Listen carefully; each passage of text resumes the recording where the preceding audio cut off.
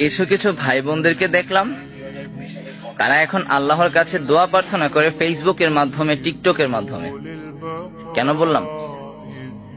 আমি কিছু কিছু ভাই বোনদেরকে দেখেছি, তারা যখন অসুস্থ হয় তখন তারা ফেসবুকে কিংবা টিকটকে পোস্ট করে যে, হে আল্লাহ, আমি খুব অসুস্থ, আমাকে সুস্থ করে দিন। তারা যখন ঋণগ্রস্ত হয় তখন তারা পোস্ট করে, হে আল্লাহ, আমি খুব ঋণের মধ্যে আছি, খুব অভাবের মধ্যে আছি, আমাকে আপনি ঋণ মুক্ত বানিয়ে দিন।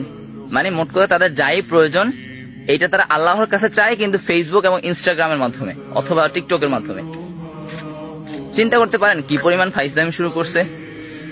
যেখানে আল্লাহর কাছে চাওয়ার মাধ্যম হওয়ার কথা ছিল মুনাজাত কিংবা সেজদা কিংবা তাহাজ্জুদ কিংবা নফল নামাজ, সেইখানে তাদের এখন আল্লাহর কাছে চাওয়ার উৎস হয়ে গেছে টিকটক, ফেসবুক কিংবা অন্যান্য অনলাইন প্ল্যাটফর্ম। মানে তারা এখন বুঝাইতে চায় যে অনলাইনে ছাড়া আল্লাহর কাছে মনে হয় দোয়া করা যায় না। এইসব ফাইজলামি বন্ধ করুন ভাই।